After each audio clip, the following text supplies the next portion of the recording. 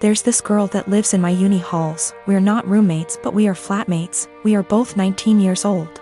Let's name her Kaya. I met her in September when we started university and moved into halls. We're not best friends, but we are friendly. We don't really spend much time together. Over time, my friends noticed that Kaya tried to copy me in everything. It started slowly, accessories and some clothes. Nothing major. I didn't even notice until people started pointing it out to me. I have a rather distinct style and she started copying it. I don't know the style and she's free to wear what she likes, but it's the exact same copies of my outfits, which is very odd. But then, it started going further. I dyed my hair, she dyed her hair. I bought something for my room, she bought the same thing. I started chatting with a guy. She became obsessed with that guy to a point that whenever I had a male friend or guy I was interested in over, she would go out of her way to try and get their attention, coming down to the kitchen in nothing but a towel. She never used to do it, etc. And she would do anything to attract attention. Now, don't get me wrong, I couldn't care less if the guy was looking, and even if it was my boyfriend looking. I'd have a beef with him, not her, but the blatant attention-seeking behavior was just odd. I joined societies and sports, and after she found out, she joined the same ones I did. Basically, everything I do, she copies eventually. It's just really creepy, but I haven't said anything. I wouldn't even know what to say. Over the Easter break, my friend and I were at my family house, a bit drunk, and decided to test out whether Kaya really copies everything I do. I made a post on social media about shaving my head. My friend does hairdressing and she helped me out faking shaved head, and I posted a photo with shaved head. I deleted the photo few days later and forgot about this whole thing. After Easter break was over, we had uni exams and I was focusing on that. Imagine my shock when I came back and Kaya had shaved head. And she was pissed when she saw me. She started shouting how I lied to her and why would I do that. She went on and on and on, really angry. Admittedly, I ignored her and hid in my room. She sent me a text telling me that she expects me to pay for her wig as it's my fault she shaved her head. I replied that absolutely not, that it was not my fault, and she decided on her own to do that. She kept attacking me over it every time I saw her. It's been a few days since I came back from Easter break. My exams start tomorrow, and yesterday I received an email from my university asking me for a meeting over the issue. She reported me to uni over something she's done. I am genuinely confused. Was I really in the wrong? My wife, Irene, is very fit. She likes working out and has a proper exercise regime, etc. She believes that if she feels good, she looks good, and she feels good working out, so who am I to stop her? My brother, Will, spent the latter half of last year going through a messy divorce and now needs a place to stay. Though my brother and I aren't very close, I figured he would only stay with us for a couple weeks until he got back on his feet. Will is a typical gym rat. He's always on a very strict diet, always working out and bragging about his gains. I've worked out with him a few times and he's a little obnoxious.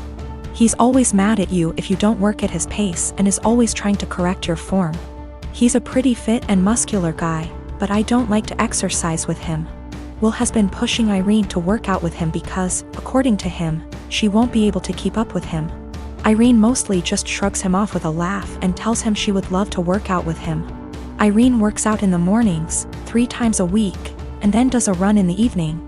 But she's been busy this past week and hasn't been able to stick to her usual schedule. Will thinks that she's making excuses because she doesn't want to be embarrassed by him. Again, Irene just laughs him off. About 2 days ago, Irene and Will went on an early morning run. I didn't go with them, but the first thing I heard when Will entered the house was, "The only reason I couldn't keep up with you, Irene, is because you were sweating too much." I found this extremely comical, and kinda just laughed him off. Irene rolled her eyes and went to take a shower, so I thought that the conversation would die. However, Will just kept bringing up my wife's sweat. My wife went to work and he told her to make sure she doesn't sweat through her clothes, or when she called me in the middle of day, he yelled, "Tell the sweaty." I said hi. Of course, the comment aggravated me and I told him to knock it off and stop acting like a child. I thought that was the end of it, but he just kept going. By the end of the day, I was tired of his comments, but Irene seemed rather unfazed by them. When she served him food, he made a comment about her sweating into the food. At this point, I was at my wit's end and I told him to stop acting like a sore, slow, referring to his running pace, loser, and eat his food. Will, of course, got angry and said the only reason he was going slower than usual was because he was distracted by my wife's unhygienic sweat. Irene looked a bit offended by this, and I told Will that I would kick him out if he made another comment like that. He's been super pissed ever since. I jokingly told this story to a mutual friend and they agreed with Will. Maybe I shouldn't be so harsh. I didn't expect this amount of responses. I've decided to kick him out. He will be staying at a nearby hotel now.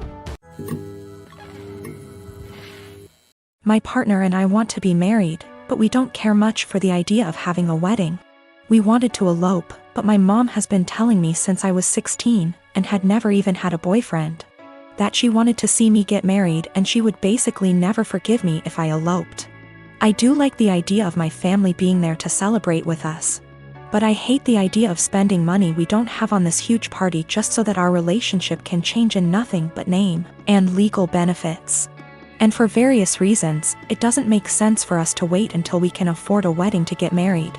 We wanted to keep it small, preferably under $3,000, which is honestly more than I'd like to spend. But we have to be realistic. We had planned on having it in my in-laws' backyard, but even that was more money and effort than I was willing to put forth. I was stressed and feeling like I was out of options, so one day, I vented to my mom. She seemed really excited about the idea of helping me plan a wedding. It was kind of a red flag when she said, "My mom didn't help me plan my wedding. Let me live vicariously through you." But still, I agreed. She seemed really excited to help me find a venue.